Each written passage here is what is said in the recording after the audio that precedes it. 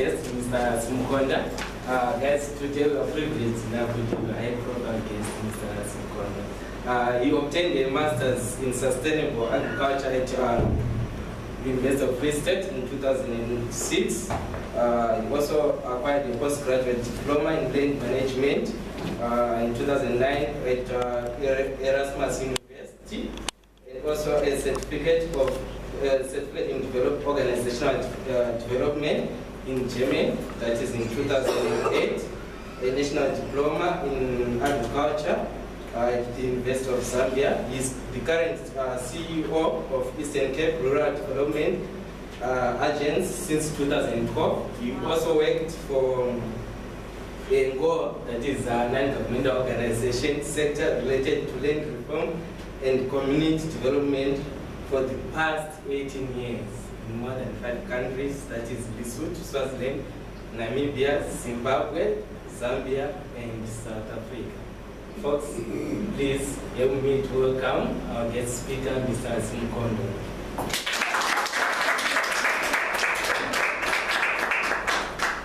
Thanks very much. I don't know where I have to stand to see you. Oh, that's a power that I've stepped on.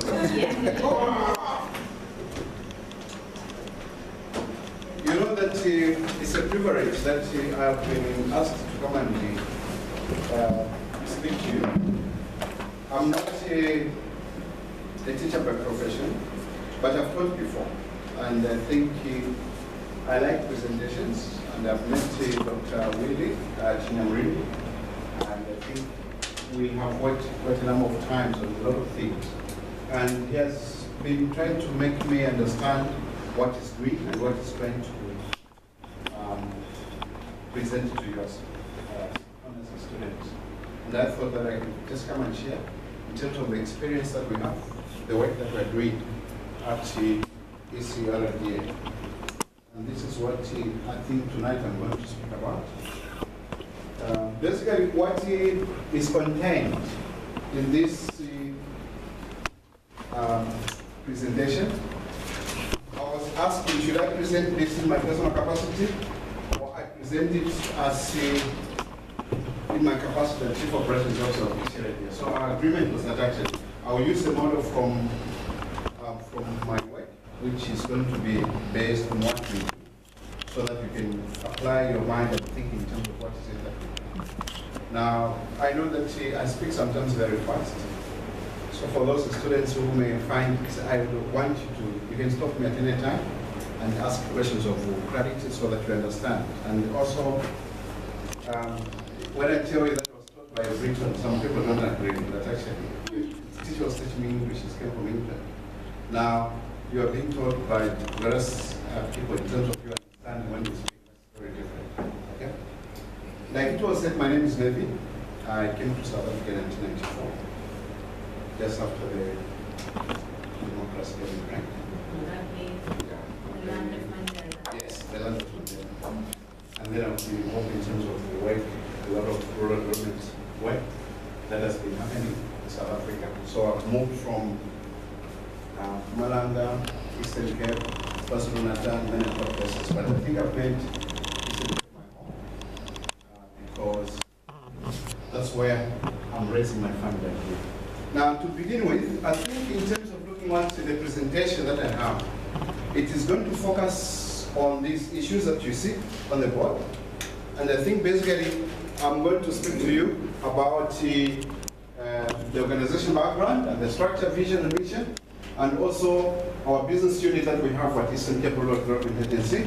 And then I'll also talk about the development of the strategy. How do we do it when we start planning for this one? And then I'll also look at confirming the strengths and weaknesses in terms of when you do your strategy formulation. What did you look at? Also, I'll speak about measuring the effectiveness of organization strategy. And then I was also requested that I should speak about my duties day to day as a Chief Operations Officer.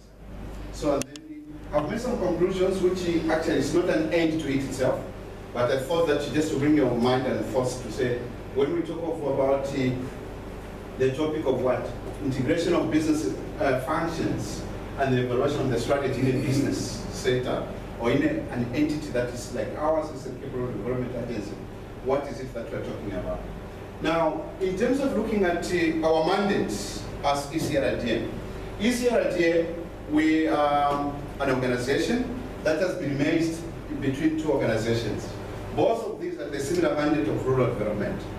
Now, meaning that in two organizations with various people, structures, or legacies, you come together, then you meet. That Askisa Eastern Cape, some of you may have heard about Askisa Eastern Cape. And then we came from the Eastern Cape Rural Finance Corporation, meaning that one had the part of giving finance, the other one was about project what? Management and implementation. So this is the met, and then they had to formulate their strategy in terms of how do they move forward. So you understand that therefore, the reason for the integration of making these two entities come together is because we want to take a holistic approach to rural what? Development. And this was done through a legislation that came from visual legislation that they needed us to do what? To be able to rationalize our operations. And therefore, the agency itself as it is, we have become the mandate or mandated organization for us to implement a comprehensive, integrated rural development what? Strategy. That's for the Eastern Cape. Now, in terms of looking at the vision that we have, this is very critical that as an organization or whatever business that you are running, it is important that you have what? A vision. And I think most of you understand when we speak of what? A vision.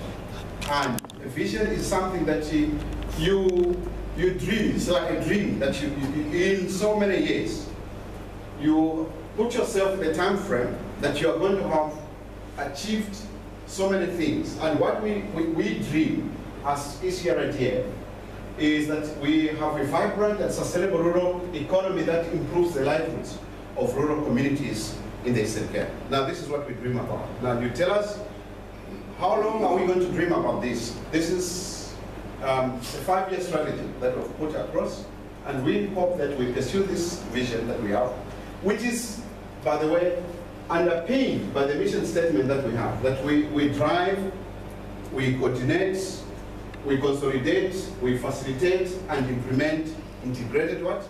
Programs that are of high impact in terms of the communities that we what? That we serve. And looking at the province itself, we say we can only do this by one, forming partnerships, that's number one. We can also do this by mobilizing what? Private sector, because we are an arm of government, and on our own we cannot what? Do it. And that's why now it becomes very critical for you to understand that in any business entity, you will have to form what? Partnerships, of which I'm going to speak about later. The issue that scarce resources always compare business entities. Some of them you have heard of mergers. When mergers happen, two companies coming together, then you find that it's because they bring what? They want to rationalize their operations, and that they have to put their resources together, their capacity together. So we feel that through our mission, we have to mobilize communities, then we have to engage strategic partners, private sector, and also government departments in terms of us fulfilling what? Our mandate, that is to make sustainable rural economy of the Eastern Cape. Now, this basically, it might not be very clear to you. It is the structure of ECRDA. Now, I talked to you, or I mentioned earlier, that we had integrated toward organizations.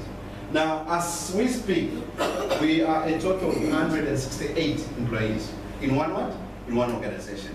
And then there is a structure that you see there, whereby we account as an entity to the board of what? Directors. In a business sense, you look at it that you have got board members who make decisions in that organization. Then we have got what?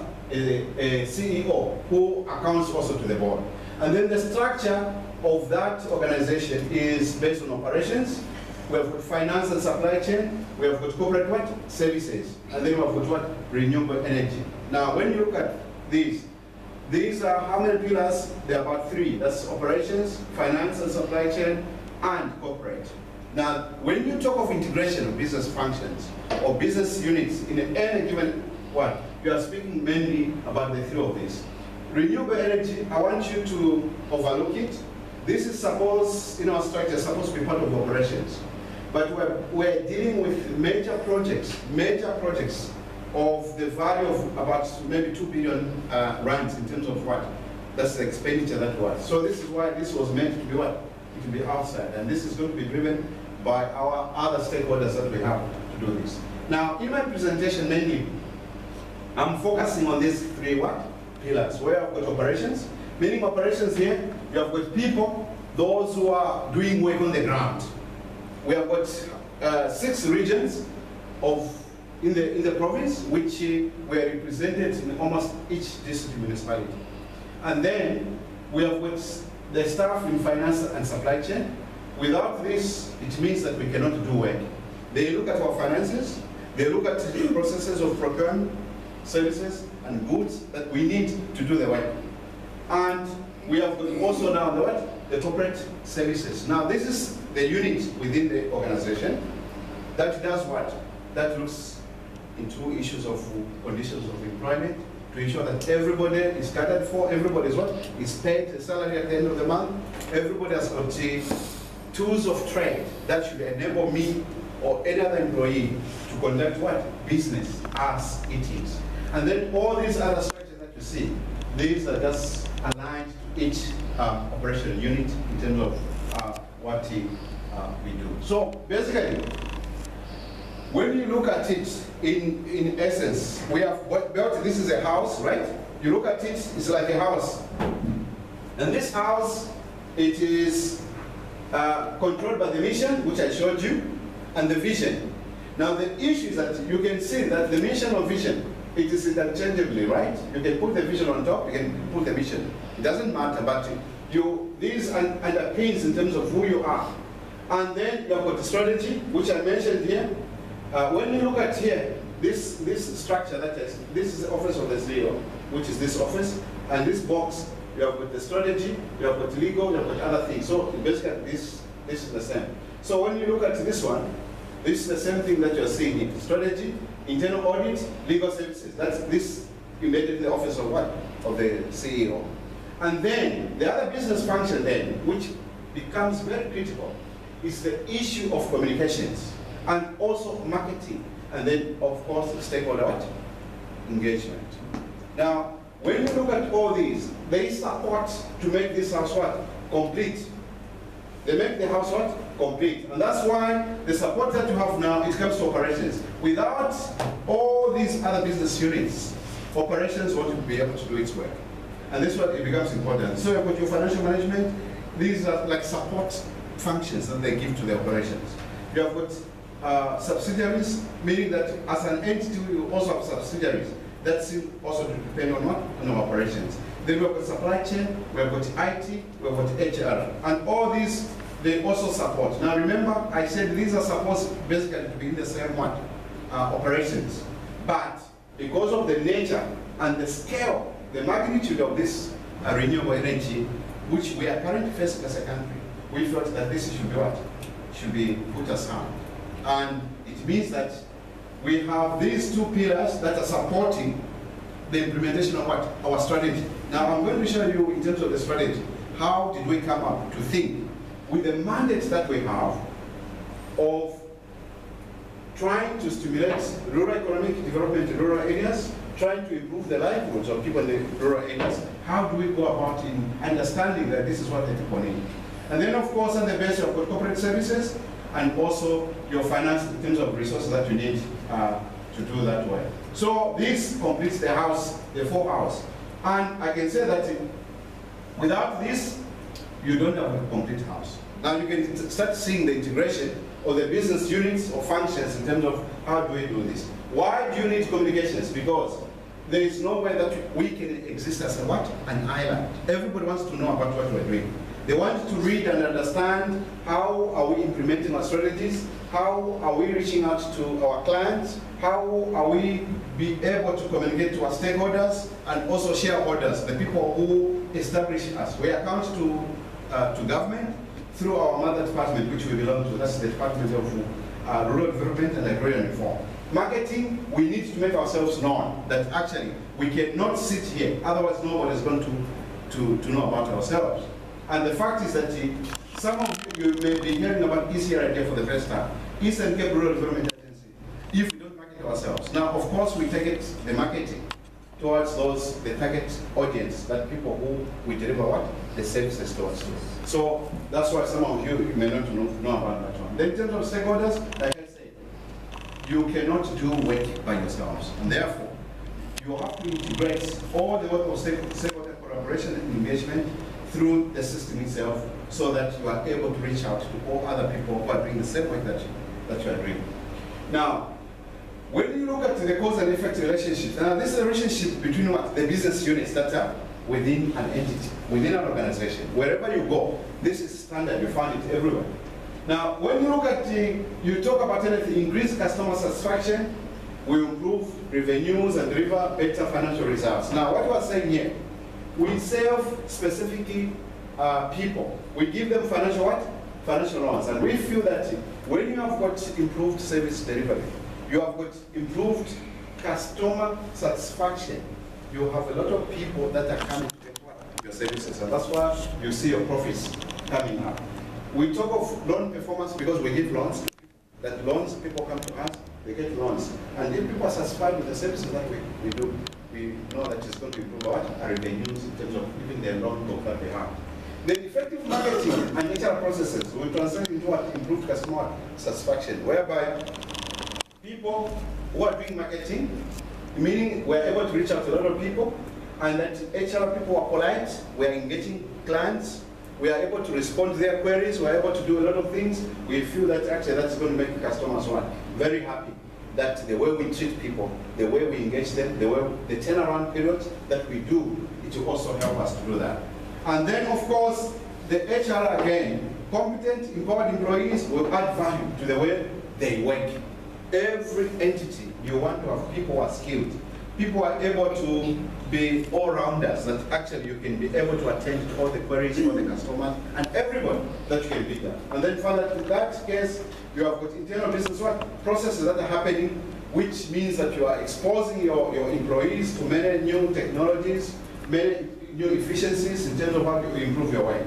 And then, of course, employee organization, learning, innovating, and growth. You find that you have got that catch of learning and growth. There is no organization that remains static, even the business. You started with a turnover of 500,000 in a year because you are growing and you are gaining the experience. You find that your turnover also start growing and going up. Now, our focus areas, Eastern Cape Rural Development Agency, it is what we call the HIPs. The HIPs is this, we call them the high impact priority programs. What we are saying here is that we are owned by the Department of Agriculture, formerly known agriculture, but we call them agrarian reform. The Department of Rural Development and agrarian reform. Now what happens is that they have given us the mandate in terms of which area that we focus on. And that what we do is that we have to do development finance because we give loans. We have to support entrepreneurial development programs by giving them loans. And what we do is that we have to look at alternative options for people in the rural areas that they can work on. And because of this, we say this is what agrarian reform. Agrarian reform, simply talking about how do you change or you do an empowerment program or initiative to people that within their communities they're able to do a lot of things. So here you can talk about programs that are to do with renewable energy, cropping, dryland, irrigated, livestock, forestry. All these, they form the type of business that we were able to support, and that's the focus area that we do on. Now, when you look at it, we have got a model that we are working, that we are supporting people, that if you're a small-scale farmer, you are small and medium-scale farmers. You come together, you have got individual land, you have owners, you have got farmers who come together, you have got land, we support them. How we say 90% there, we say they bring their land, we give 90% of financing, then 10% comes from them themselves. And then together, as I said, we support these entities, whether they are businesses, whether they are cooperatives, and then from here, we also support the secondary industry in terms of agro processing and other things. And our aim is to create the mega farm. When you look at this, a lot of skills, a lot of finance, a lot of facilitation, a lot of collaboration with other people. Now this is as a result of your marketing, This is a result of a stakeholder engagement for you to mobilize that. And then in the end, you are able to deliver services which you have and deliver the goods that you produce or the community produce to the markets. That's the other market. Now this is the focus area basically that we work on. Now when we look in terms of the products and services, I'm saying products because we give loans. The loans that we give are the loans that are biased to rural development. So if you have got any idea that you want to come and start a business, for example, it can be a B&B, you want to start chicken farm, you want to start watering company, you want to start making tissues, those machines that make tissues in rural areas, we can come and finance you to do those things. So the issue that we do is that we do rural finance, we do business support, coordination of other rural programs, including integrative land reform. Then we also give grants. Sometimes the government give us money to give to these rural communities that we do that. So we're able to do that. And then we also act as an agency in terms of implementing projects. For example, Office of the Premier will give us money, that can we do that. And then of course we do project planning and packaging of various projects that we can do in the province. And then these, when I say the stakeholders, you see that that stakeholder unit within a business unit or within the organization, this is the work that they do. They map out what we call stakeholder, engagement process. They identify in our work that we do, with the strategy that we have, who are the stakeholders that we need to work with. So that unit basically comes up with the idea that we have identified these stakeholders, local government, that's municipalities, traditional leaders, other government departments, and all this that you see, schools, other DTI, communities, the banks, and other agencies that are there. You map them out, and then what you do, you come up with how do you work with them. And these are the stakeholders that actually, they have to assist us. Without these, we know that our strategy cannot be successful, because otherwise there will be something that will be lacking. Now, of course, in terms of coming up with that, we come from the position where we identify our strength, and those are some of the strengths that you see there. We look at ourselves as a business entity. What is it that in us people can say that we're strong about it? And I think for us, those are some of the things that we have, which I can share with you. Alignment of all entities in terms of the common research development goal that we have. Then in terms of the experience and skills that we have from all the staff coming from two entities.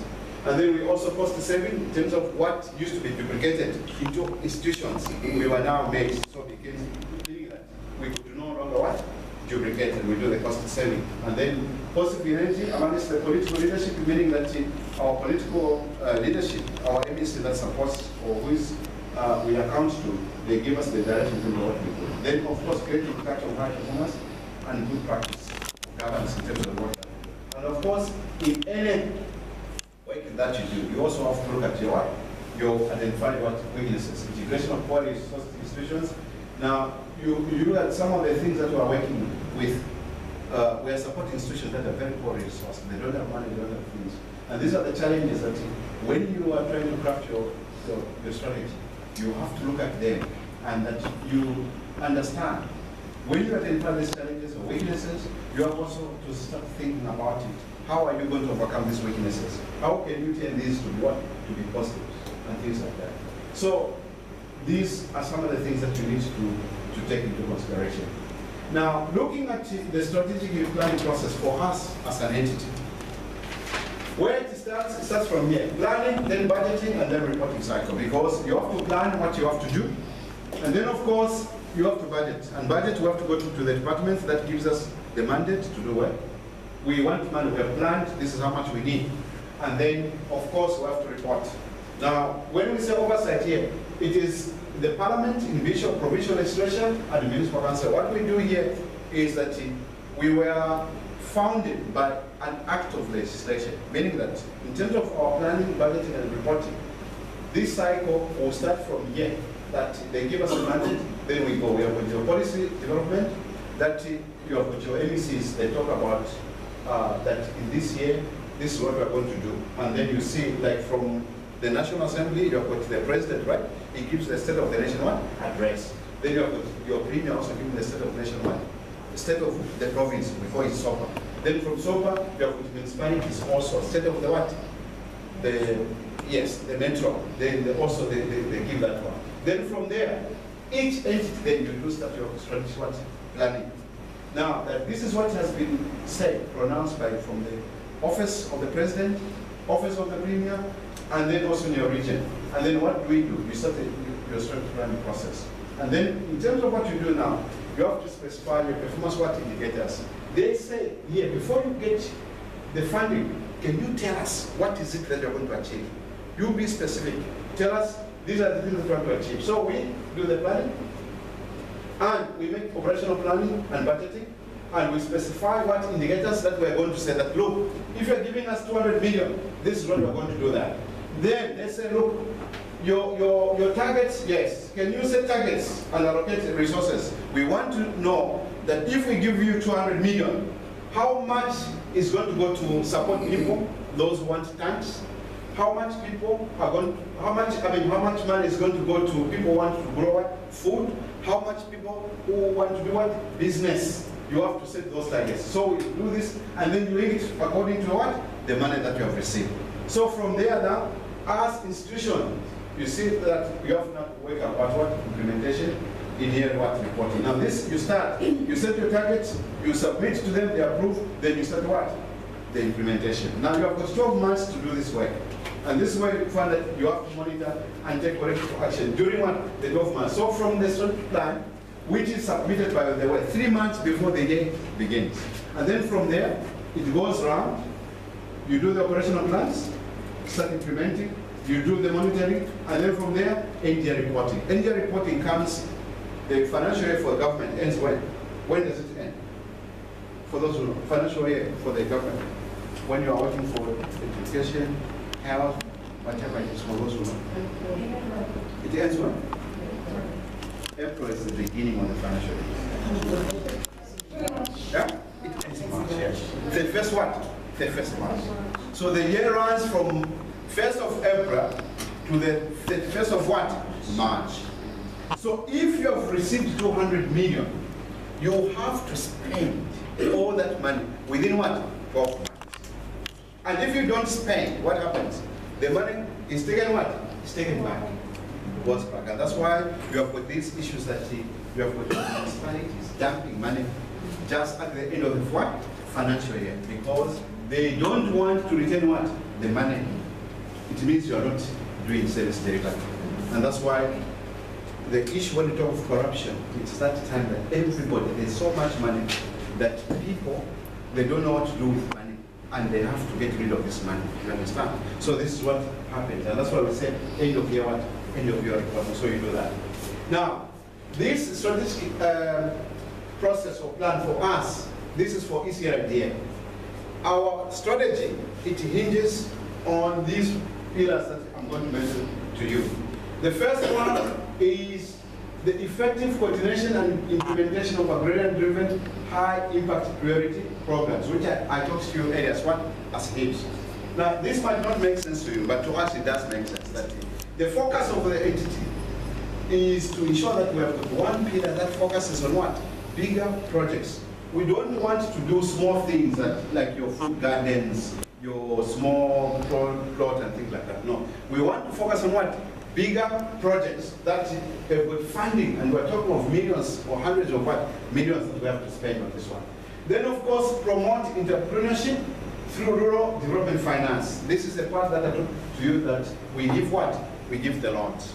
We give loans to people, those who want to start businesses and other things. And then the third one talks about develop and sustain an effective, capable, and fit for purpose organization. We gave ourselves the target from the time we were integrated to 2015 this year that we will have to reach that target.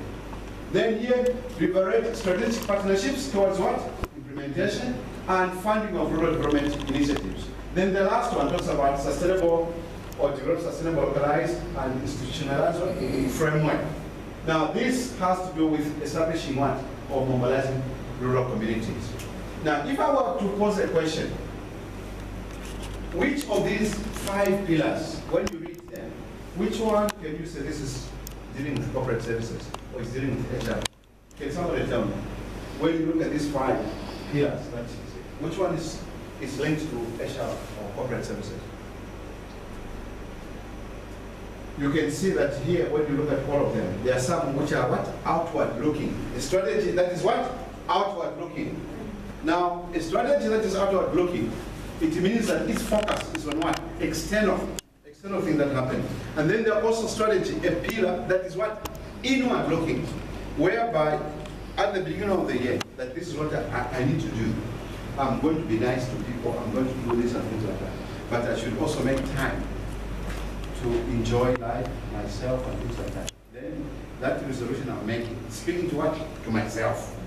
Then there are others that I want to make things right with my friends. It means it's outward looking. Now here I've got the things that are outward looking, and then the one which is what? Inward looking. Now, usually the one which is inward looking means it is speaking about what? Internal things that happen. Now I'm asking, can someone just share with me, or just try to give me, which one of these would be the pillar that deals with human resource or corporate services? Because you can look at this, when we talk of business functions or business units, integrating them, it means each unit you will have to allocate some of these to various what? Business units. You understand? And together you drive the what? The strategy. Because you cannot drive the strategy as an independent what? Unit. The third one. Excellent. The third one talks about what? Develop and sustain an effective, capable, and fit for purpose what? Organization. Meaning here, we're dealing with what? People, staff, employees, making sure that ECRA becomes an employer of choice, that everybody wants to work for ECRA because it's a good what? Organization. And then when you look at this one, that is talking promote entrepreneur through development finance and support program. Which function that is, which business function there is what? It's finance. You understand? And then the other one, it is talking about what? Stakeholders engagement. So this one is talking about what? Partnerships. It means it is looking outside, but it's the unit within the organization that has to drive what? This strategy, this pillar of the strategy. And then this one, it is about mobilizing structures or cooperatives. So it's more about social facilitation, it's more about community mobilization, communication, and other things. So you can see that communications would also play what? A major role in what? In doing this one. The same one. So you can look at how you can spread out the capacity of all the business function to drive what? Your strategy. And this slide that is for us, it just supports that. There's number 1, number 2, number 3, number 4, number 5. It just explains in detail in terms of the strategic pillar, the strategic objectives, the focus area. So it means that when you look at these ones, these are the ones now being explained what? In details here, which means that, oh, this is the pillar. Now the pillar, if you have a house that has got what? 5 pillars, it means the house can what? Stand. And if one pillar collapses, then it means something is going to be wrong. It's just like a car, right? 4 tires, 1 tire puncture, the car stops. So with these, it's the same principle that we want. So when you're driving a strategy, make sure that all the strategy, they're all well resourced, well financed, people with the skills to do what? To implement them. And that's how this is done. Now I want to have time to go through all these things, and I think this one, I'll make the presentation available to you so that you can read about it. Now, having spoken about the issue of developing the strategy and the importance of having the strategy, we are saying here it gives the direction, because if you don't have the strategy, then you are unable to perform. And even funding will never be made available to you by what?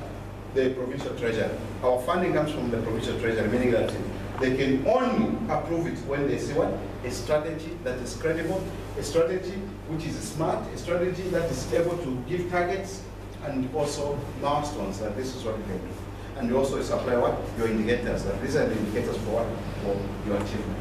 Now, somebody said that the overriding success factor in any business today is the ability to translate organization strategy into what? Productive action. Meaning that you can plan and do very good planning, then the strategy is not what? Implemented. Can somebody tell me, why is it that we can be able to craft strategies, but we are unable to implement them? Why? What are the reasons why people craft very good strategies, and then you find that they are not in the position to implement it. Sometimes due to finance. Yes, exactly. Lack of what? Resources. Second reason, anybody else? Can be your Incompetence, yes, no skills. You craft a very good strategy, but no what? No skills to do that. Another reason. Sometimes they might not be feasible in your application. It might not be feasible in terms of the strategy that has been crafted, that actually it does not consider or take certain factors into what? Into consideration. So these are some of the reasons that you have a very good strategy, but it cannot be what? Implemented. And sometimes people say what? Lack of what? Time. Time is what? A factor that if you do not set your priorities right, you find that these 12 months that we implement our strategy becomes a very what? A very short period of time. And it's just like your game, your 90 minutes game for those who watch soccer. You can go there with a game plan that within 90 minutes you're supposed to score games. And if you don't, 45 minutes finishes, the second 45 minutes, the game is what? It's finished. You cannot do that. So here, somebody is saying, the overriding success factor in any business today is the ability to translate organizational strategy into productive what?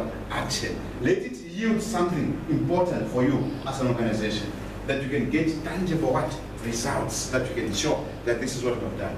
And then of course this comes through constant evaluation of the what? Business strategy, which becomes very critical therefore, that any strategy has to be what? Evaluated, that from time to time you have to look around. Now you see that the sample that I showed you here, this process of what? Monitor and take correct what? Action.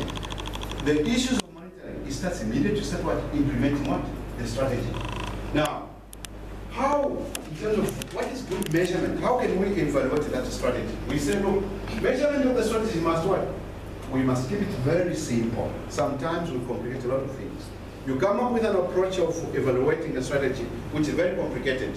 You end up not what? Evaluating it effectively, because you have used sophisticated methods and that. Then measure the right things. You don't have, you know what, you are implementing the projects in terms of people that have going to have access to water. What is it that you have to measure? You have to measure the number of households, or you have to measure the number of tanks, or you have to measure the number of gardens people have planted and things like that. But you have to focus on what? Measure the what? The right things.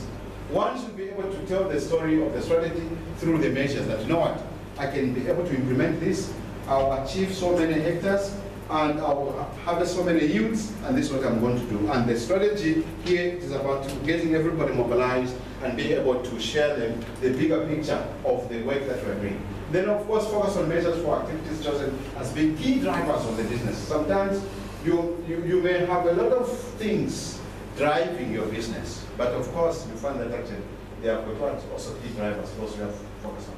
And of course, a good measurement of the strategy will establish your current position, where you are saying, look, where are we today? We are here. And where do we want to be tomorrow? We want to be there. So it means that from the current position, you can assess your strength, your capacity to deliver, your capacity to do that.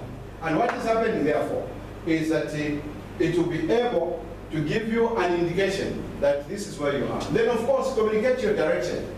Communicate your direction, meaning that there are people who are watching what you are doing. You understand? You cannot just stand that this is strategy. So it means you have to communicate your strategy. And that's why now the business unit that comes in to assess.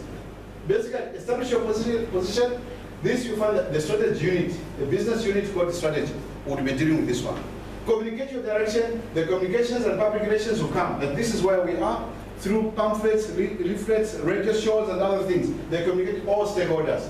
Stimulate actions in the most important areas, meaning that awareness, creating awareness, and others. Then facilitate the learning, meaning that you convey that culture within the organization that people are supposed to what? Get used to that strategy. And of course, influence what's behavior. Behavior is something that we learn every time that something happens with an institution. People start learning and adjusting to ways of doing what? Things. Efficiency and other things. Now, when you look at the balanced scorecard process, because this is what we're using, and this is for each unit within within each business function. For us, what we are using this one, I've given an example. Customer perspective. You look at it, the strategic goal is that you want to measure the percentage of satisfied customers. You can put it either it scores from 1 to 5 or color, green, yellow, orange. Now, how do you do this? Red, it means somebody is not what? Is not happy. This yellow or amber, it means somebody is not, is in the middle, is not decided. And then your green, it means that it's okay. You tick it that customers are what? Okay. And then you look at the parameters that you look at it. It means you can have your operational goals, institutionalized shareholders, compact and other things. These are the things that you are ticking in terms of increase in sustainable food production. Do people agree with you? Are they satisfied with the work that you're doing? Creation of new sustainable jobs.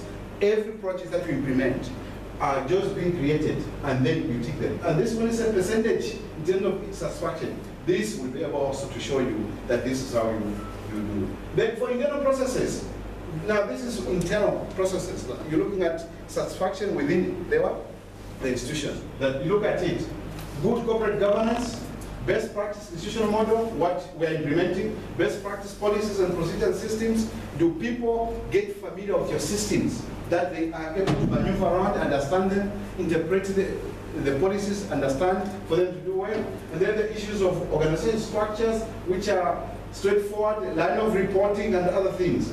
Effective organization monitoring and evaluation system, effective individual performance assessment system. You use different tools and methods to evaluate people. Now, if all these people can say, look, the measures, when you look at that, they tick green, all this green, then you can see that our strategy is what is working. We're being able to do well. Then for learning and growth perspective. Now, here, this refers to you as an organization. Are you an organization that learns, or your employees are able to commit themselves? Now, you will see that here, the target or the goal is to ensure that you have got committed employees, you have got sufficient competent employees, high-performing employees, retention of critical skills. Now, when you look at the measures here, like for example, let's say retention of critical skills, reduction in identified critical skills. Now, here you are talking that if in an organization you tick the number of skills that you have, percentage reduction in identified critical skills. There are some organizations that you tick engineering, there's nobody. Project management, there's nobody. And what, there's nobody. So you have got a high number of what? Critical skills, the shortages. But if you measure that, you find that from here, this has reduced, then you know that you're on the target in terms of the growth as an institution. Another example I can give that percentage of employee trained at this vision, values, and business model. Here we are saying, for people to be committed to the work of the institution, right? You subject them, let them go through the training, understand the vision, understand the values, understand the business model, how we do work and things like that. Now, in the end, you'll see that actually, the number of employees that are committed, it is as a result of the training that you've subjected. Now, how can we measure that? We can measure the number of people that have gone through that training. And in the end, we can see that this is how it is. Then for financial perspective, you can have the growth and viability of the ECRD. Here, viability meaning that we're able to sustain our work, we're able to make business, to continue doing business. Then the measure that we can do, target date for integration with other funding model, or target date for finalization of renewable energy business model. Another one is good cash flow management, reduce percentage debt in arrears over 60 days. Here we are saying, if we give loans, for example, in order to have a good cash flow, we have to reduce what? The percentage in terms of people are owing us money. That people, nobody should owe us money for more than what? 60 days. It means it's going to improve what? And that's how we measure financial perspective. And then at the end of the, you can tick at the end of the day, did we achieve this? And the target, when you have got all this, it should add up to what? Your 100% that you are achieving. And here you also look at this one, competitive lending, reduce the cost of lending, competitive interest rates, meaning that you want to align yourself with your peers, that if there are other people lending money, and we want to sustain ourselves and remain viable, then let us be competitive with other people. Then the other example that I've taken also, I've taken this green revolution perspective. Here we are saying we want communities to own community forest enterprises. Now here what your strategic goal is implement the 6-peg policy. 6-peg policy, it talks about the green revolution, where people are planting hectares of forestry and other things. And also people who have got livestock, they're doing the same things. And then in terms of looking at your measure, you have got percentages of all that achievement in terms of integrated project plan, number of camps fenced, number of good quality living tanks built, number of tractors distributed, number of tools distributed. Now you see all these measures are measures that you can quantify. There are targets that you can reach, and you set yourself targets you set here, and you look at what you have achieved, and then you can tick on the scorecard that this has happened, this hasn't happened, and that's how it goes. Now, the process of developing the scorecard chart is within each year, the board usually finalizes the scorecard and they give the responsibility to our CEO so that the CEO can now instruct us to have what operational plans. Now you remember that I mentioned the operational plans that feeds into the annual report. When we do the annual performance plan, we put our operational plans that works in order for us to spend the money that we have. And then you have got to achieve each operational plan is developed with the targets that have been set. And then the scorecard is approved by the board, and once it is approved, it goes down to each person in the organization to understand that this is how we are going to measure you as you contribute towards what the development of the implementation of the strategy. Then performance against the scorecard is recorded by what? The CEO to the board. The board sits 4 times in a year, and each quarter means that they can see the performance of the organization. The scorecard as a team, at team and individual level become the basis for assessing performance. Meaning that all these things, because this work that I'm doing, there are people implementing various activities. And then when we see that a lot of reds have been ticked, then it means there's a red flag that we can watch. Red flag that is showing that work is not happening. Now this is reviewed annually at strategic initiatives, get what we want. But in terms of assessing, it's supposed to be ongoing because it's what's supposed to be monitored. Now, when you look at the balanced scorecard method itself, it starts with you develop what? That's your strategy. From there, you have your vision, mission, because your strategy is based on your vision and your mission. And then you do your strategic analysis, which talks to you about your weaknesses, strengths, opportunities, the threats that you have. You can do that. Then you formulate the strategy. Then the second aspect comes in, you plan the strategy, you strategic map the themes, like the themes that I said. There are 5 themes that we have as pillars that we are looking at them. And then from there, you align your organization to business units that out of those 5 pillars, which theme, which pillar is supposed to be pushed by which one? Which business unit. So here you see finance will take one, HR will take one, communications will take one, operations will take one, the people in supply chain, they are giving supporting role to all the units. So it means in supporting that, you align the organization strategy to each business unit to do that, so that they do it. All the employees within the organization, they do that. Then of course, the operations, that's the key process improving your resource planning and budgeting. Once you do that, then it means that you can also budget for each unit, how much budget that you get. And then of course you implement what implementation plan, and then monitor, like I said, and then from there, they test and then adjust the strategy. Meaning that before you do your annual reporting, you have to review your strategy and do that. And then when you look at it, it is embedded on your vision, your mandate, which is your purpose, why you exist. And then of course, you can see your finance, how do we add value for our customers? That this is a question that the finance people will be asking themselves, you understand? Then customers and stakeholders, the people who are dealing with customers and stakeholders will ask, what value do we create for our customers and stakeholders? They will also ask that question. Then the others, what business processes must we excel in, such that we meet our customer and stakeholder expectations. So these communications might also ask that question. Then they will have to answer that question. And by answering the question, then they will be able to implement the strategy as we move on. Then of course, learning and growth. Usually, in other entities, they call this is what? Your MO and E unit, which is what? Monitoring and the evaluation unit. Others, they may say information and information management unit, which means that they manage information, they manage processes and other things, meaning that we can go back and learn from there. Where how we will able or how will we enable our employees to grow and change so as to meet ongoing customer and say, well, what demands? Because demands, they change every time. That today, what people wanted to hear from you, to buy from you, it changes. And then, of course, the same scorecard is based on the result-based logic model, which talks about you have got your outcomes, your outputs, your activities, and then your inputs. Now, outcomes is what the strategy at the end is going to give to you. The outputs is as a result. Outcomes, usually they come many, maybe even years. If we implement a project for 12 months, for example, outcomes may come in the second year. But the outputs, these are immediate that will come. If we're doing something, we expect there will be markets established, there will be maize produced, these are what? Outputs. Then what are outcomes? Can somebody tell me the difference between outcomes and outputs? Anybody who knows that? What is an output and what is an outcome?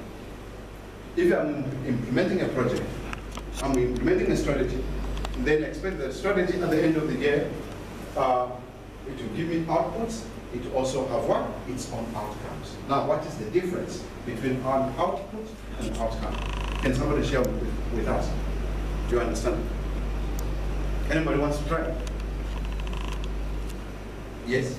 An output would be what the strategy will bring out, and an outcome will be the overall. The overall. The overall outcome of what it's brought about. Yes. Wow. You are close to it actually. The strategy will bring out what? The outputs. You understand?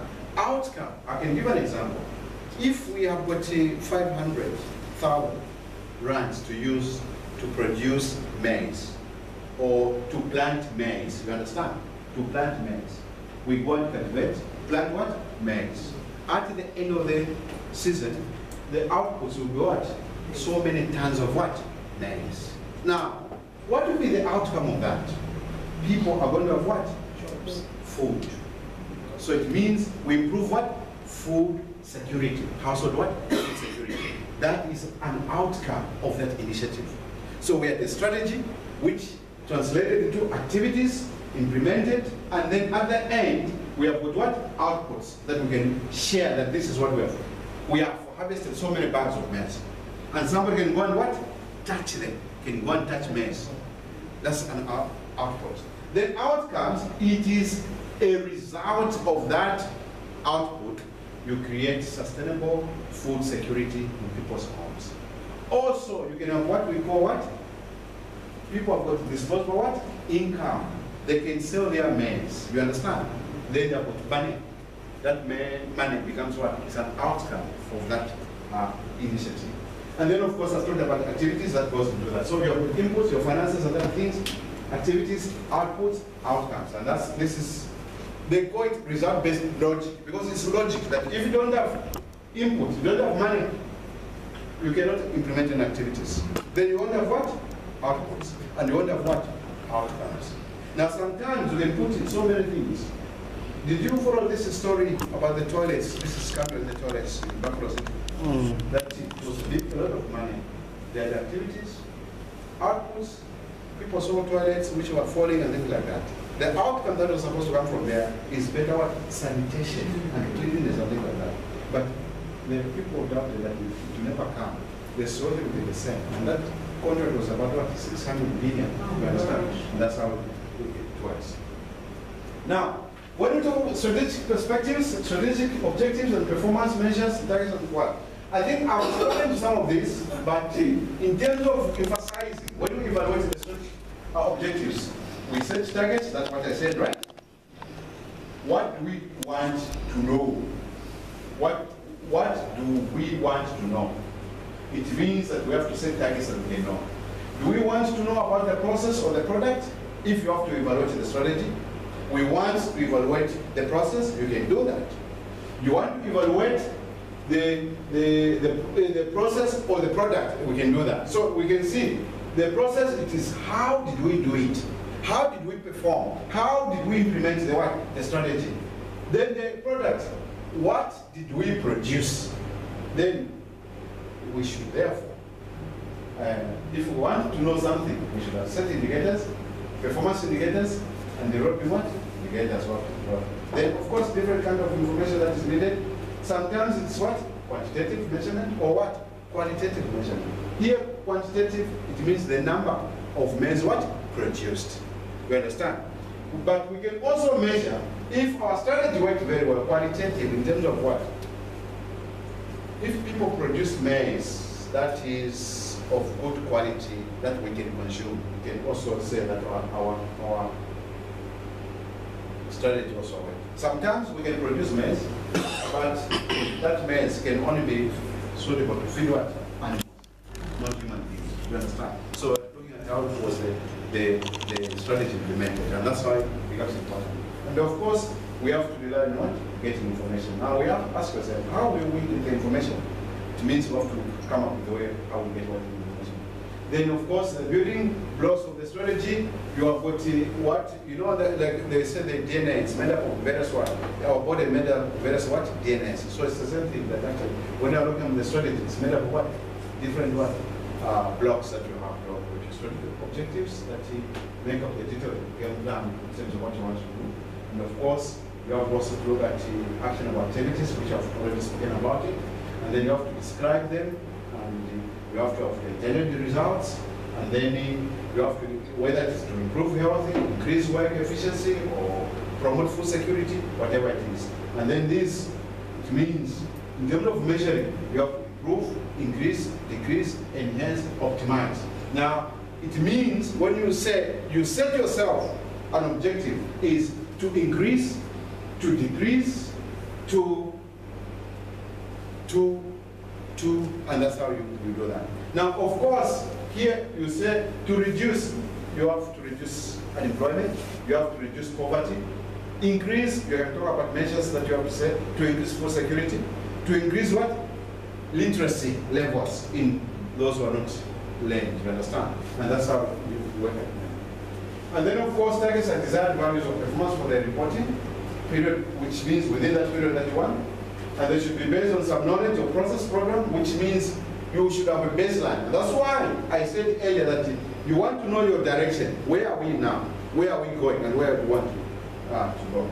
Should reflect the needs of those to benefit, meaning that the customer would require something to, they can say that yes, it's us who have benefited from this. It can be based on an analysis of goals, reasonableness, and desired behaviors. It can also be based on customer requirements and things. I think this is a repetition of that one.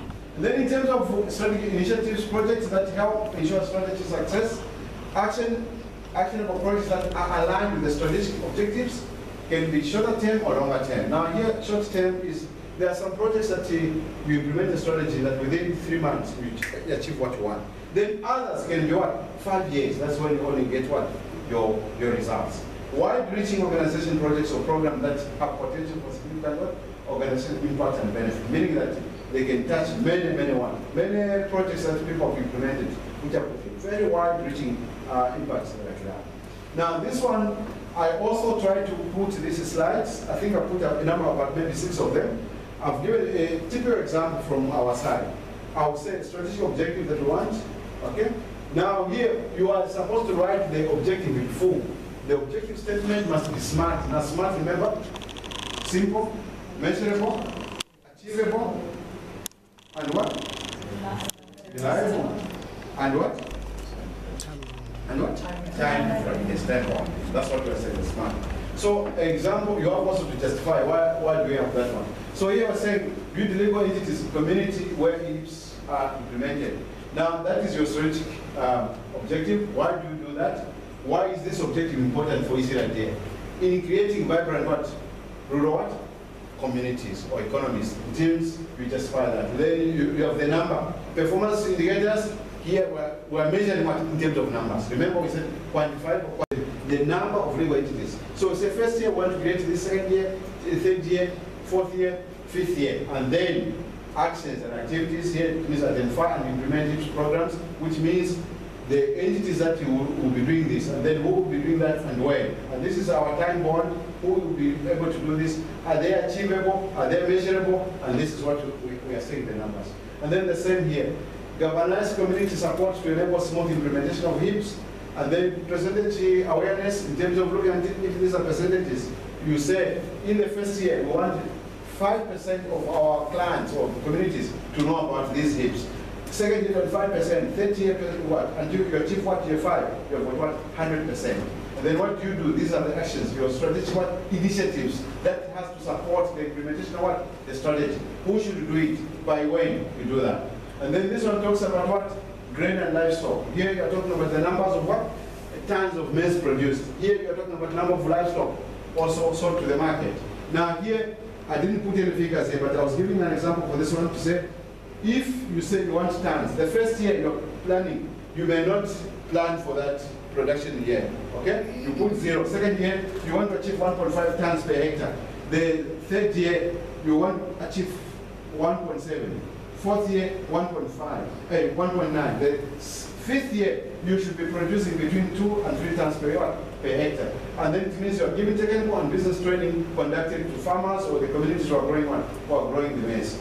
And you are putting one. And then this one talking about greening the environment, the same thing. If communities are planting forest plantations, to increase the number of forest plantations planted, remember that is our strategic objective.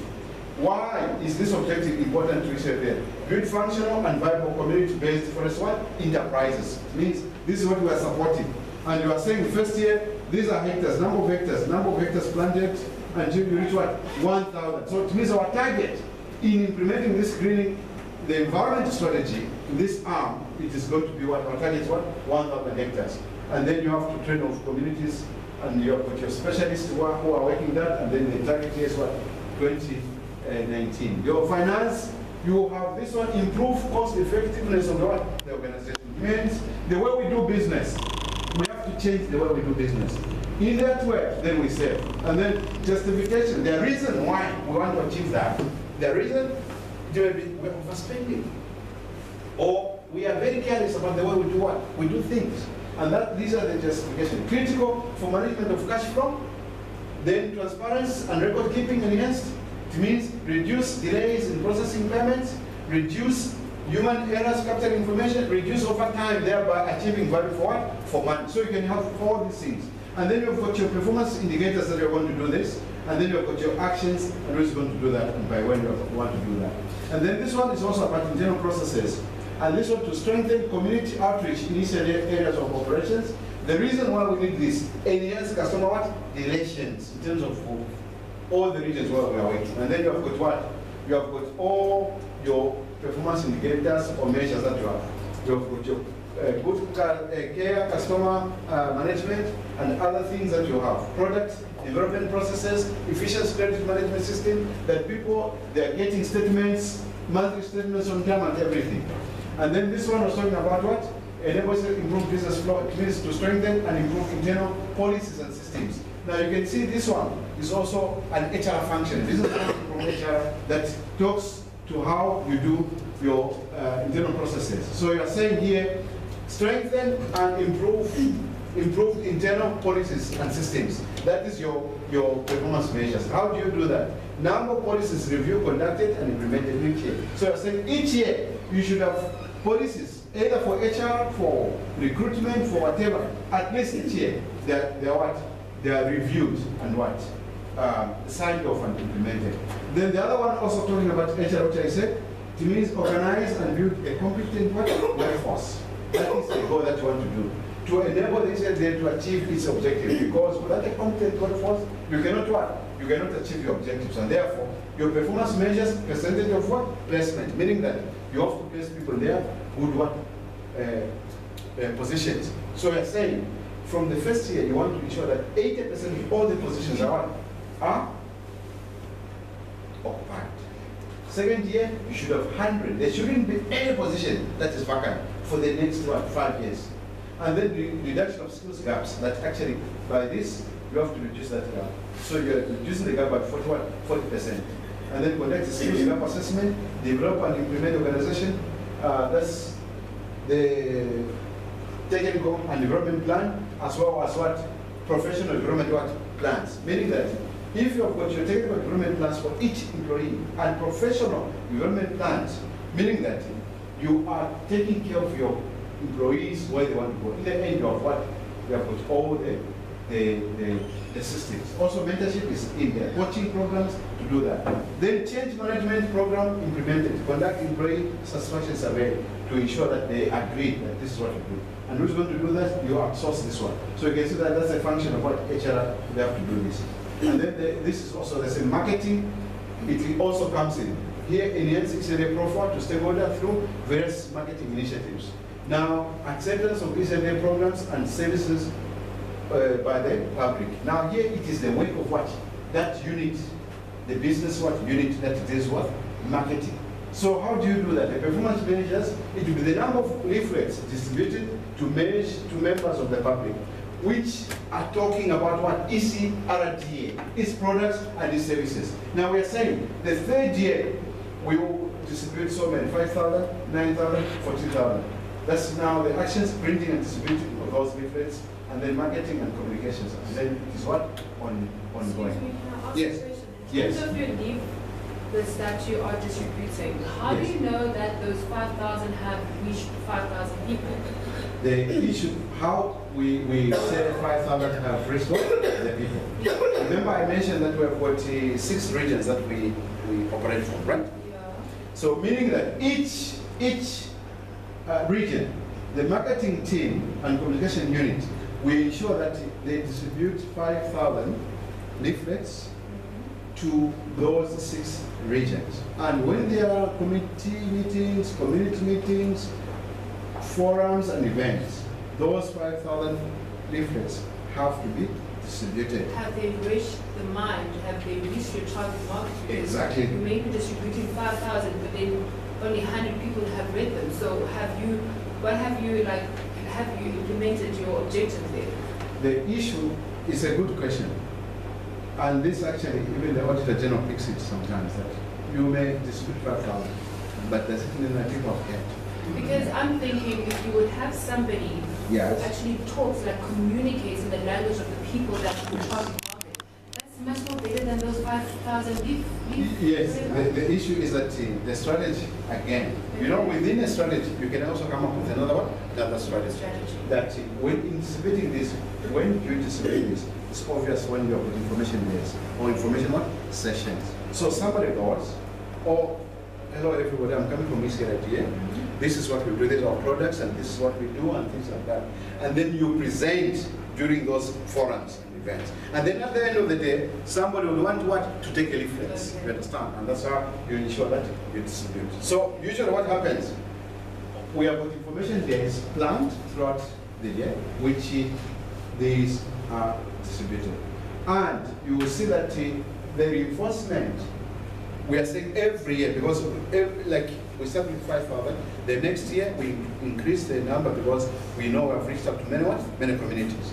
So you come up with a strategy that if you have to reinforce that for people to understand, you make the information days active, and then the leaflets becomes the supporting one, documentation for people to retain what they have heard in those information sessions. And then, what is the main advantages of integrating business functions? Now, here I only took about 3. There are many, if you research this, you go and you get a lot of them in terms of how does, or what happens, or what are the main benefits that you do that. Number 1, improved customer service. We see that when you integrate business functions, HR, finance, supply chain, and other things, you come up with that you improve the customer service. 1, you put turnaround periods that are very short. Everybody is happy. The quicker and more efficiently you address your customer needs, the more they are likely to come back to you and buy things. You understand? Because you will see that even those people who buy things online, the easiness of convenience, IT and other things, it makes people come back. That makes very well. So you find that actually they come back to you for excellent customer service because they trust you. And now here it has to be what HR, logistics, and marketing, and other units combined. They are working together to ensure that they reach out to that. The second one, increase sales, enhance service delivery. Now for us, it means more loans. We can give more loans. We can service more people, and that becomes important. An integrated system that makes it easy for customer to purchase our product or get loans, for example, or services. It makes it easier for people to come back. And that we see that if things are working very smoothly and everything, then it becomes important for us to do this. And then we can make a huge impact on people. Then the third reason also, provide a better work environment. For employees, this is mainly an internal benefit that we make. It makes it easier for most of our staff. You see, you have got supply chain, you have got HR, you have got finance, and everybody working together. That actually, when you trigger something, implementing any initiative, all the units are involved in doing this. They do their part. It goes to finance. It goes to what? For example, operations will initiate a requisition to purchase some materials or services that needs to happen. They do that. They go to HR. HR will say, do we have the capacity? Yes, we do. Then, okay, who does procure the services or the materials? It's supply chain. Supply chain, they work on that and do their thing, and then from there it comes back to operations. Then operations go to what? To finance. Finance, look, they will make a recommendation. Oh, for this we can do it. IT makes it possible for us to transact. We can pay these people electronically, whatever it is, and then it works like that. So it makes what? A meaningful what? Contribution to what? Now, there are many other advantages that actually it provides a very seamless environment that you work with ease and efficiency. And it also improves in terms of productivity for all the employees, and also in terms of looking at the customers.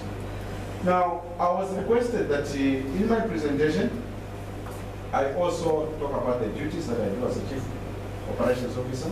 Actually, my task is to administer the internal operation management. Now, you remember that there were two pillars, one talking about operations, one for what? Renewable energy. Now, I'm responsible for the operations. And if that pillar collapses, then it's my responsibility. I have to account for that. And the operations itself, the budget that I'm sitting at, we are working with a budget of about 500 million, you understand, from operations. And that's the budget that I'm looking at, which means that all the projects, some of the projects in forestry alone has got about 120 million. Those are the money that we are spending. Then agro-processing, it has got about 100 million. Actually, we also received an additional one from the province now, also another 100 million. So meaning we're talking about 200 million for what? Agro-processing. And then, of course, to develop and manage the strategic plan of the organization. When I say organization, meaning that overall, we have different units that we combine. Now, I report to the CEO. So the CEO expects me that all the programs for the organization, I have to do that, including the implementation, monitoring, guidance, and the evaluation of the programs, and also the strategic interventions, meaning, oh, this is not working for us. This is working. For example, right now, we're implementing the agro-processing, which talks about stimulating rural enterprise development in rural areas that we do. And then we also, I have to ensure that the organization is well represented in a wide network of key stakeholders. Now here, you remember that support unit of stakeholders in the community and the province, meaning that the unit that supports stakeholder engagement, I'm supposed to ensure that actually we choose who are the stakeholders, the partners, those who support the work that we do. And then, of course, I also carry out any other duties. Sometimes I represent the CEO, or we'll go to portfolio committees or to the shareholders to give those things, and then have to also act on behalf of the CEO. Now, if you are to measure in terms of you want to measure my performance, this is the key performance areas that they look at, right? In terms of my leadership, I have to provide strategy, leadership and mentorship to operational teams, because we've got a lot of teams that are working different units within operations itself. Okay. Then I've got about 9 managers also are reporting to me. And those are the teams that I'm looking at. Then of course reporting in terms of performance information of individual units, meaning that if those targets that we have set, every quarter we have got a quarterly review meeting, and we report to Treasury, our provincial funder, so to speak. In terms of the funds that we gave us, this is the performance that we have done. These are the targets that we set, and they measure you according to the annual performance plan that you have put across. Then of course, operational effectiveness, how effective are programs and project performance. There's some programs that, you know what, they're just taking money. We are putting a lot of money, but they're not having any relevant impact on the on the ground as far as that is concerned. And then of course, risk management, that's the risk management of risk and mitigation. In any environment and in any implementation of a strategy, you have to remember that there are risks that are involved. Now, what is critical is for you to come up with what we call risk assessment. Okay, you do your risk assessment, you come up with what a risk register, you register your risk, this is the risk, you write them down, and this is what now you are able to do what? To control the risks. Now, usually what we do here is the issue of you understanding the risk, the level of the risk. Some risks are not the same. Others, very high risk, others what? Low. The likelihood of this risk happening in any strategy implementation, you have to wait on the scale. Okay? I'll give an example. If you have got a problem of theft in your classroom, okay? So it's a risk for me to leave this thing here, you understand? Then I would have to think about it. If it's a risk, can I label it 1 to 5?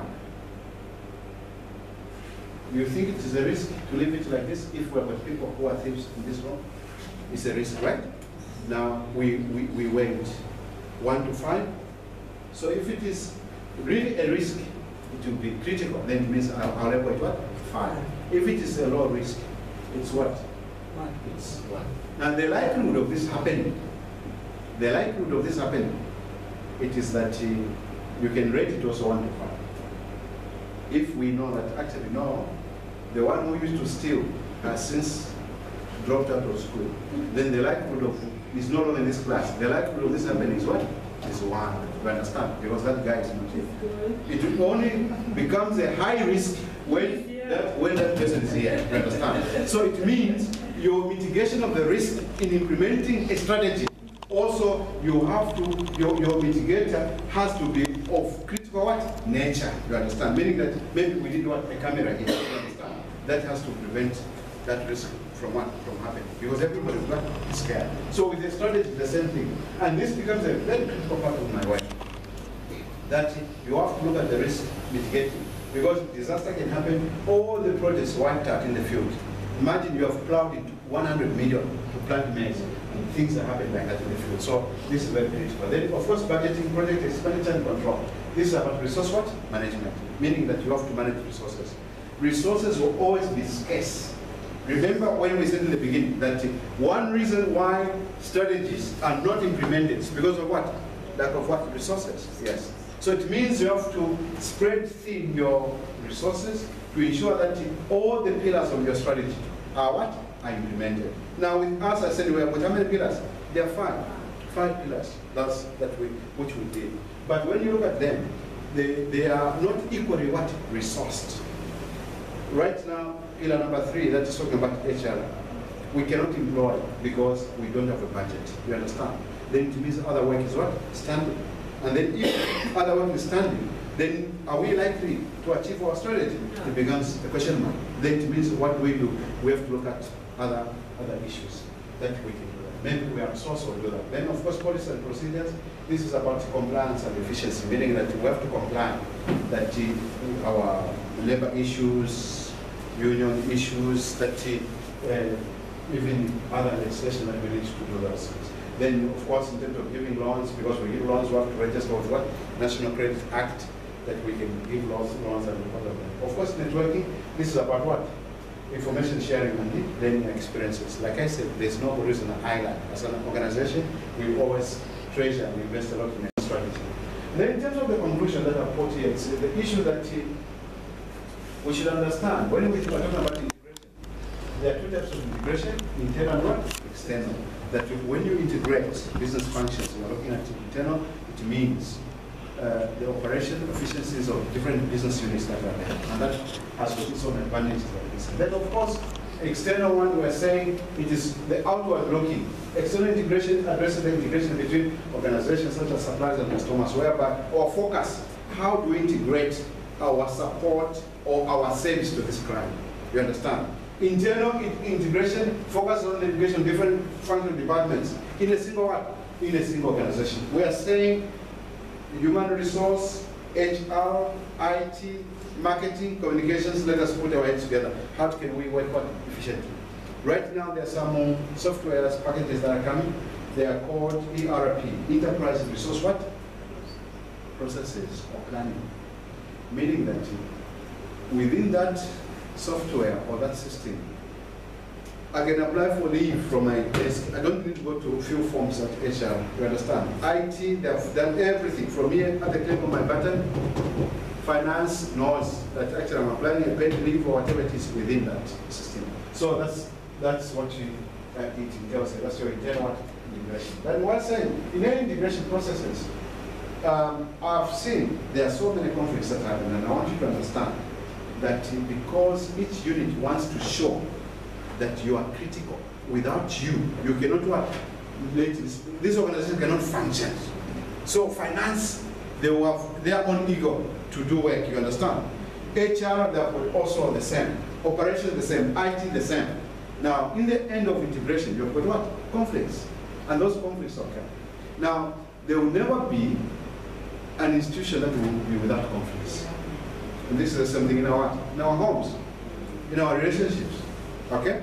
But the good thing is that we should have the ability to cope with such what? Conflicts. And there, you synchronize your processes and your systems to ensure that you speak to each other. At the end of the day, it is about implementing what? The strategy. If the conflicts, they overshadow your vision and your mission, then the strategy becomes meaningless. And that's why you cannot achieve what? Achieve your. So it's likely to occur, but you have to have the ability to overcome those the conflicts. Now, the issue that when you look at ourselves, the objectives of each unit are very different, and meaning that we have to ensure that we investigate and look at the benefits. Okay, if we say we integrate this, what will be the results? What will be the benefit for the institution? And we found that actually majority of the units will support that let us integrate our business functions so that we become a seamless one entity that is able to reach out and service what? Servicing the client. So this is the end of my presentation, friends. And I believe that you may have learned one or two things as far as integrating the strategy, evaluating that. Are there any questions that we can discuss? They're not related to. Yes. No, in general. Let us. Yes. I don't know whether you're replacing Mr. Scars for coming to present today or not. Yes. By the way, my name is Kanya Yes. Masiwe, and I've started a project back home in Kingdom's Town. It started as a chicken farm. Yes. Chicken project where I had some investments, some stockpile money that was just laying about, and I thought, I must put this money to good use as I'm studying business management, so I need to make profit out of this money. Yes. As we're starting this, an idea grew called Bulima. Bulima was born. Yes. And the idea was to empower specifically women in the rural area because it's the brain roots of Australian time. Yes. It was to go back to our ancestral line where, we used to plow the land, we used to eat from the land, and we don't do that anymore.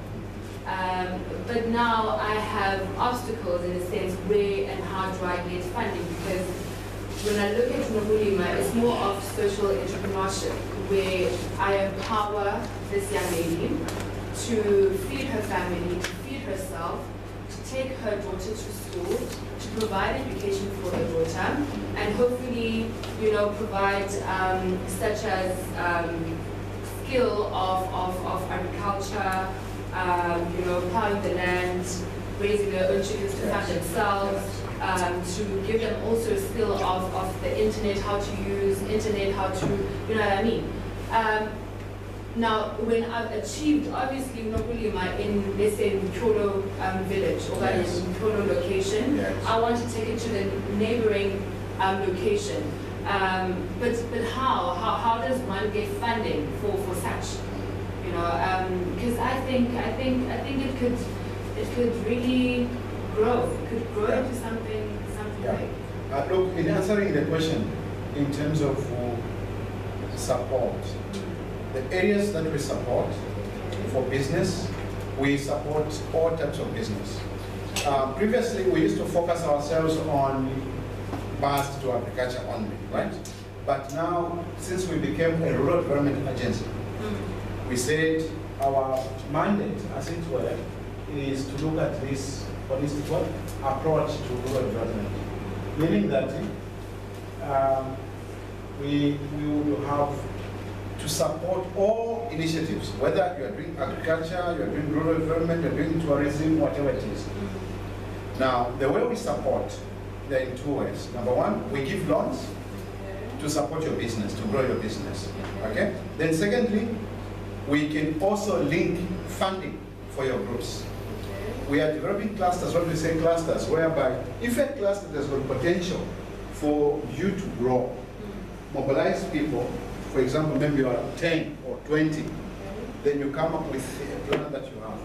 We can link you because our mother department is funding the establishment of clusters that we can support. Usually, they would give you maybe minimum, or let me say, initial fundings, like seed funding, say we want you to grow 200,000, that you can be able to do that. But it will be able to support your initial activities until you are a bigger group that is able to sustain.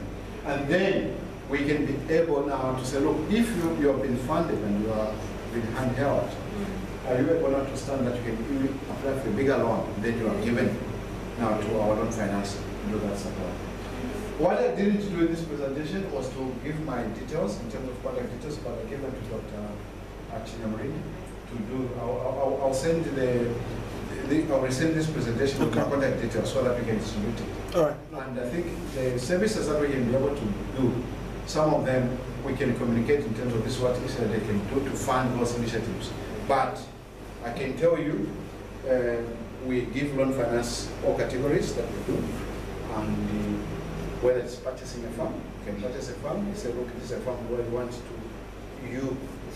start something, and as long as you have the business.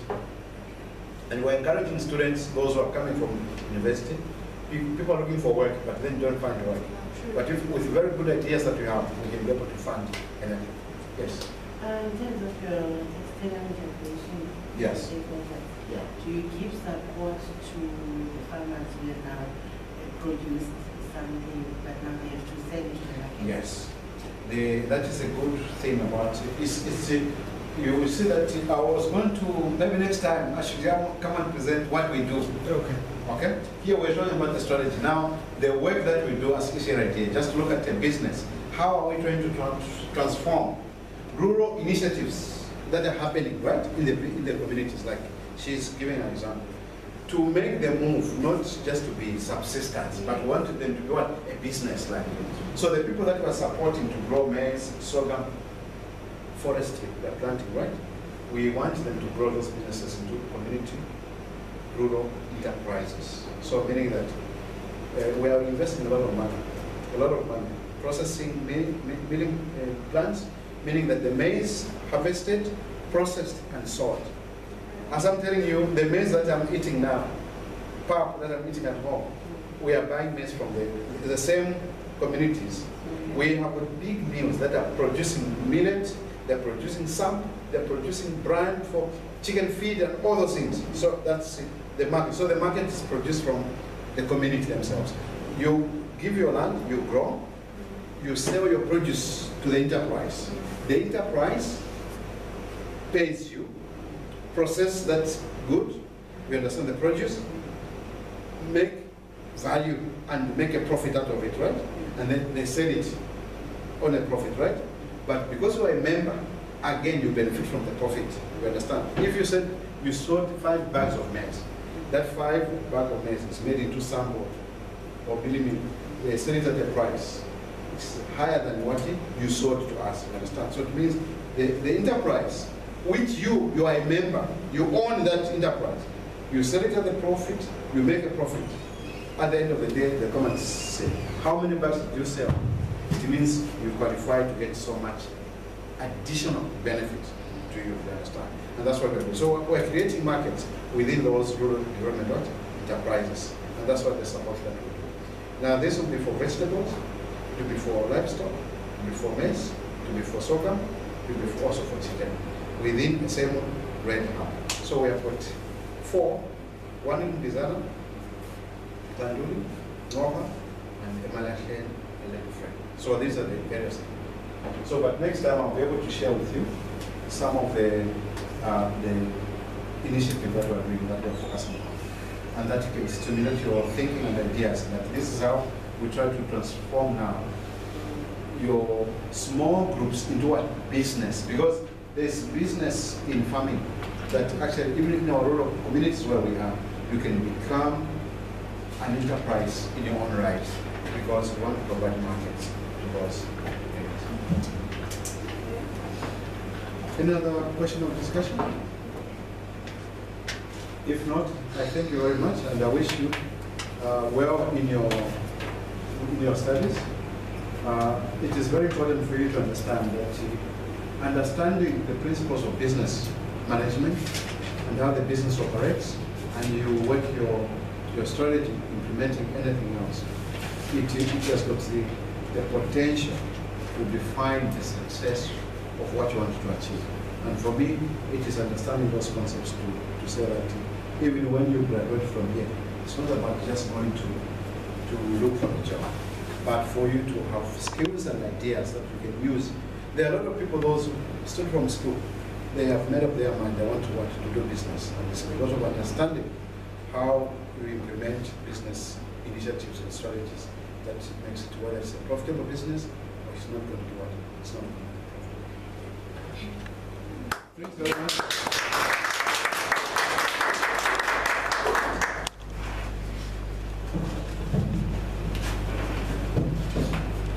Wow, what an inspirational session we had tonight. Mr. Simukonda said, I quote, you can't do it by yourself, you have to integrate, unquote. Guys, the issue of integration and evaluation is key to every entity. I hope this will go a long way in nurturing us as future leaders. As an African child, our ancient fathers used to present a book as a piece whenever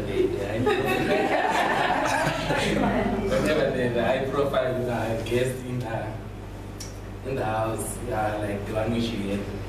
Now, as 4th-year students, we're asking ourselves questions.